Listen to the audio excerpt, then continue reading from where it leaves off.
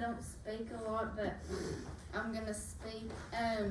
For those of you that don't know, college is hard. College is real hard, and I thought that it was gonna be easier than it is, but it's not. And that's something that's been very discouraging to me. The whole time I've been in college, it's not been long. It's been like a month and a half, maybe 2 months now.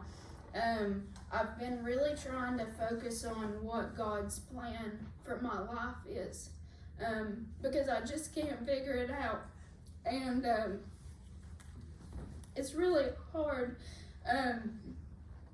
for me to be in the situation I am now. I know Carly's in the same situation. We're in this major.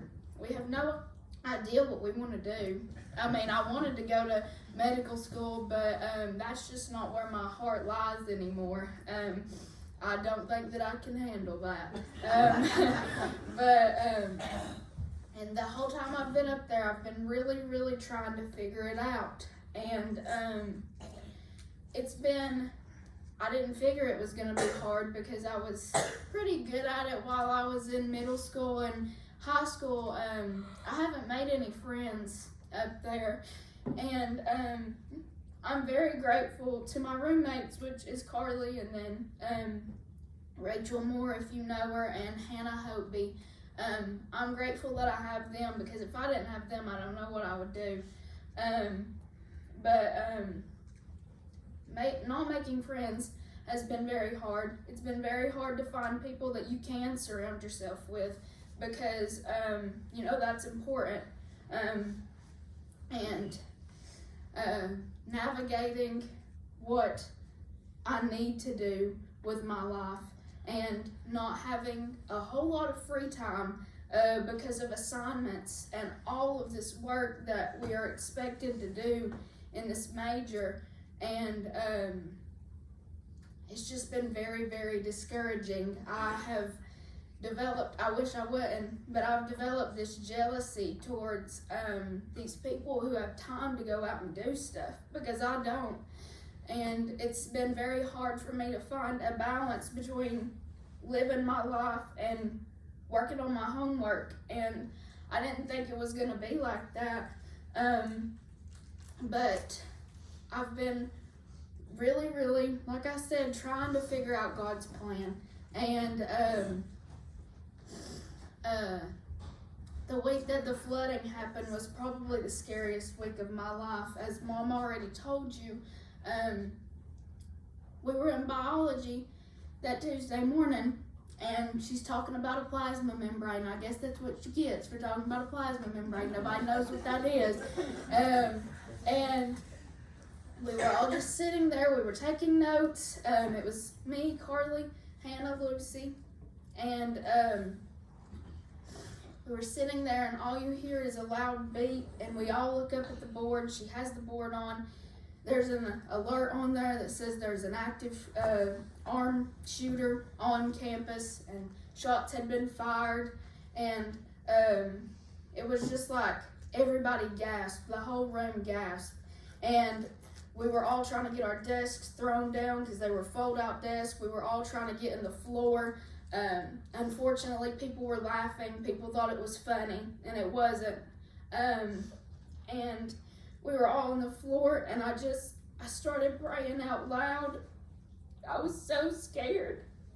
I thought that's how it was going to end. And I was on my phone trying to figure out where the building was, because I don't know the campus. And I was trying to figure out where the building was that they said the shots had been fired at. And I was on the map, and I was praying, and people were on the phone around me. And I had texted Mom and told her about the situation. And I thought, and you never think that you're going to have to send a text like that. You see people having to send texts like that. You see situations like that on movies and stuff. And you never think it's going to be you, but it's different when you're in that situation. Every time I go back through my mom and our text, I see that text, and it just gives me cold chills, because I never want to have to experience that again. And I was looking on the map trying to figure out where it was. Luckily, when I looked, I thought it was farther away than it was actually, and that's good for me in that situation because I was freaking out. And the building was actually diagonal from where we were. There's just a little, like a quad area in between the building that it was at. And like Mom said, for 8 minutes of our lives, that was real. It ended up being a false alarm, and thankfully it did, but it was real for 8 minutes. And I never want to experience anything like that again. And, you know, I didn't go to class the rest of that day. Luckily, one of the girls that I live with, her mom was on campus. She works there. We went over there to her office, and she just broke down crying when she seen us all. And we sat in there and talked to her for a little bit, and that helped. But I didn't go to class the rest of the day because, you know, we were all so shaken up. And I didn't know how they expected us to go to class because it was very scary. And I'm very thankful to my biology teacher because she reacted so well. She threw her tablet down and she ran off the stage, and we were in one of the huge lecture rooms. They have 3 sets of double doors. She had to get them all locked. And she ran outside and she locked some of the doors to the outside area. So, you know, if they came around there, they couldn't get in. She couldn't lock them all because students still needed to get in to try and hide. And I remember laying on the floor and people started banging on that door, and I thought I was going to throw up because I just felt so bad for them that they didn't have any place to go. They didn't have a place to get in with a locked area, and I wouldn't want to be in that situation. And I'm thankful that I wasn't because class was about to end and we would have been outside. And but I'm just so thankful to her. She reacted well, and I know my friend Rachel, her teacher, she didn't even stop teaching. She just kept on teaching during this whole thing because they said they didn't see the construction workers hiding. Well, how were the construction workers supposed to know? But I'm just very thankful to my teacher for that. And then, you know, that night we had tons of homework to do because we didn't go to class.